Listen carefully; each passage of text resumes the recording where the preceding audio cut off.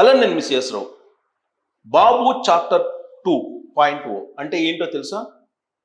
ఒకప్పుడు చంద్రబాబు నాయుడు గారు ఐటీ రంగాన్ని ప్రమోట్ చేస్తూ చేసినటువంటి ప్రయత్నం చాప్టర్ 1.0. ఇప్పుడు క్వాంటమ్ టెక్నాలజీని అందిపుచ్చుకునేటువంటి ప్రయత్నం చేస్తున్నారు. దాన్ని చాప్టర్ 2.0 అంటున్నారు. చంద్రబాబు నాయుడు గారు ముఖ్యమంత్రిగా 4వ సారి అయ్యారు.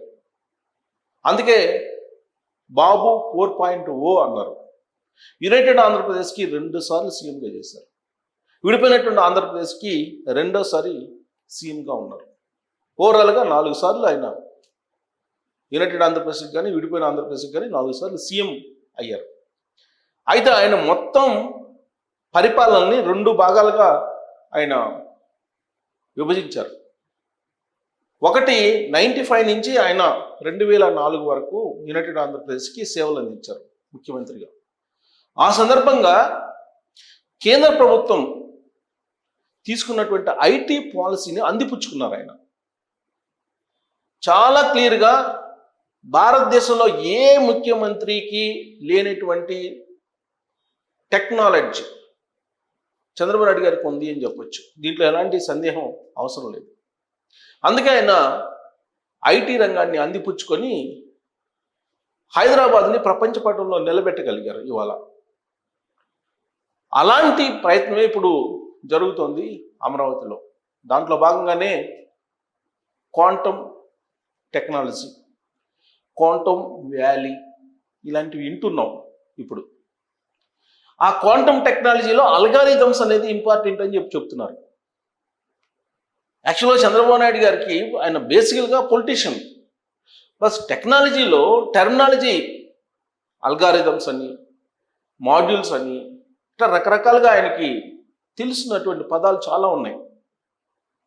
సాధారణంగా ఏ రంగంలో ఉండేటువంటి వాళ్ళకి ఆ రంగానికి సంబంధించినటువంటి టెర్మినాలజీ తెలుస్తూ ఉంటుంది. కానీ చంద్రబాబు నాయుడు గారికి ఐటీ రంగంలో ఉండేటువంటి టెర్మినాలజీ చాలా ఈజీగా చెప్పగలరు. ఇప్పుడు క్వాంటమ్ వ్యాలీ అంటున్నారు. ఏంటి క్వాంటమ్ వ్యాలీ అని అంటే, అమెరికాకి వెళ్ళినటువంటి చాలామందికి తెలుసు. సిలికాన్ వ్యాలీ అని అంటుంటారు.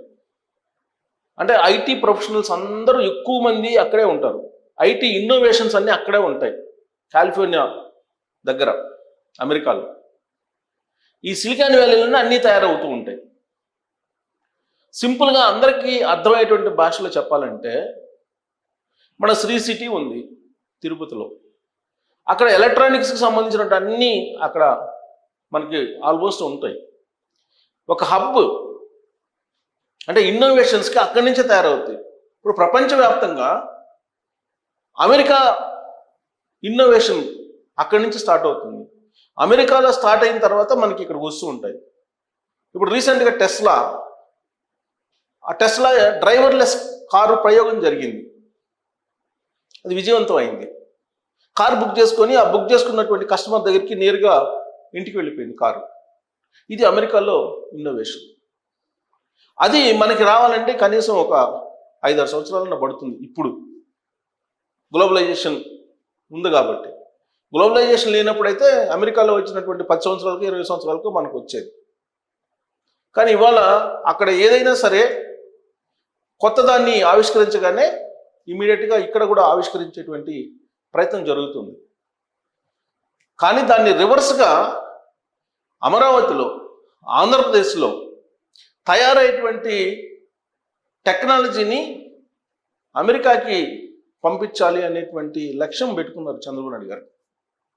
అందుకే చాప్టర్ 2.0ని ఓపెన్ చేశారు ఆయన.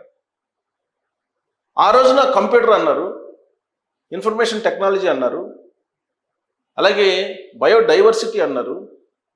ఇవాళ క్వాంటమ్ టెక్నాలజీ అంటున్నారు, క్వాంటమ్ సిటీ అంటున్నారు, క్వాంటమ్ వ్యాలీ అంటున్నారు, అలాగే డీప్ టెక్నాలజీ అంటున్నారు, ఆర్టిఫిషియల్ ఇంటెలిజెన్స్ అంటున్నారు.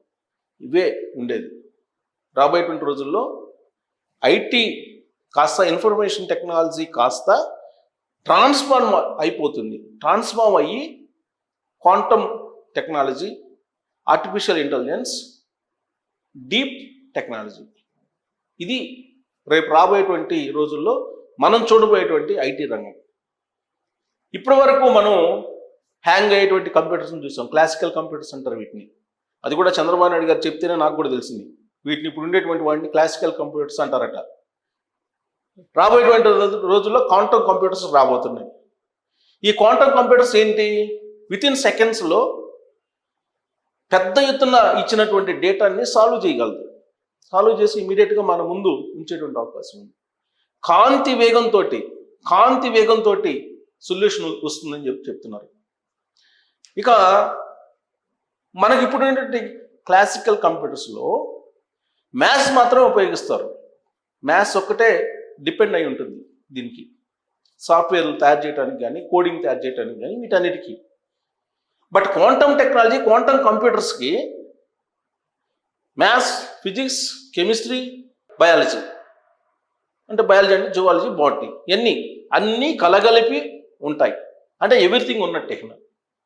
ప్రపంచంలో అన్నీ ఉన్నట్టే దాంట్లో. అందుకే ఇప్పుడు వ్యవసాయ రంగానికి ఉపయోగపడుతుంది క్వాంటమ్ టెక్నాలజీ, వైద్య రంగానికి ఉపయోగపడుతుంది, ఫార్మా రంగానికి ఉపయోగపడుతుంది, మ్యానుఫ్యాక్చరింగ్ రంగానికి ఉపయోగపడుతుంది, అన్ని రంగాలకి ఉపయోగపడుతుంది. అందుకే రాబోయేటువంటి ఇది మరొక యుగం. మనం చూడబోయేటువంటి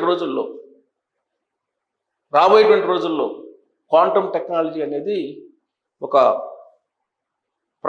మరో ప్రపంచాన్ని సృష్టించబోతుందని చెప్పి చంద్రబాబు గారు చెప్తున్నారు. దాంట్లో ముందుండాలి అనేది ఆయన తపన. అందుకే టీసీఎస్, ఐబిఎం, ఎల్ఎన్టీ 3 దిగ్గజ కంపెనీలతోటి ఆంధ్రప్రదేశ్ ప్రభుత్వం వర్క్షాప్ నిర్వహించింది క్వాంటమ్ టెక్నాలజీ మీద, క్వాంటమ్ కంప్యూటర్స్ మీద. దాని మీద వర్క్షాప్ నిర్వహించి ఒక డిక్లరేషన్ని ఇచ్చారు. రాబోయేటువంటి రోజుల్లో క్వాంటమ్ టెక్నాలజీకి హబ్గా అమరావతి మారాలి, ఇక్కడి నుంచే మొత్తం ఇన్నోవేషన్స్, ఆవిష్కరణలు అనేవి ఆంధ్రప్రదేశ్ నుంచి కావాలి, అమరావతి నుంచి కావాలి అనేటువంటి ఒక డిక్లరేషన్ని ఆయన ఇచ్చారు. సుమారు 50 ఎకరాల్లో దీనికి సంబంధించినటువంటి ఆఫీస్ నిర్మించడానికి కేటాయించారు అమరావతిలో. అక్కడ ఇన్నోవేషన్ సెంటర్స్ పెడుతున్నారు. దాదాపు 7 చోట్ల ఈ సెంటర్స్ని, దీనికి సంబంధించినటువంటి అనుబంధ కంపెనీలని పెడుతూ ఉన్నారు. వాటి పేరు కూడా టెర్మినాలజీ చెప్పారు చంద్రబాబు గారు, ఆ 7 చోట్ల పెట్టేటువంటి వాటి ద్వారా కొత్త వాటిని ఆవిష్కరించి ప్రపంచానికి అందజేయాలి అని చెప్పి చెప్తున్నారు. సో నరేంద్ర మోడీ గారు అప్పట్లో ఆంధ్రప్రదేశ్లో ఏం జరుగుతుందని తెలుసుకొని ఐటీని అక్కడ ప్రమోట్ చేశారు గుజరాత్లో.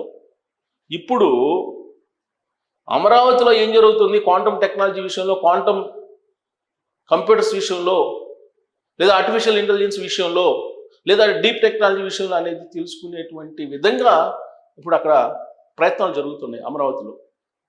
కేంద్ర ప్రభుత్వం క్వాంటమ్ మిషన్ అనేది పాలసీని ఇంట్రొడ్యూస్ చేసింది.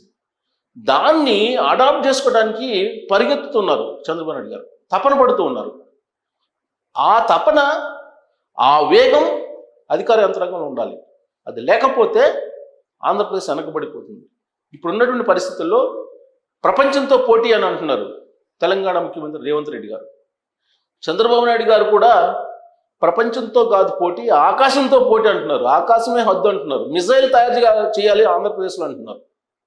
ఇప్పుడు తాజాగా క్వాంటమ్ టెక్నాలజీ డిక్లరేషన్ ఇచ్చిన తర్వాత బంకర్ బస్టర్ మిసైల్స్ కూడా ఆంధ్రప్రదేశ్లో తయారు చేయాలంటున్నారు.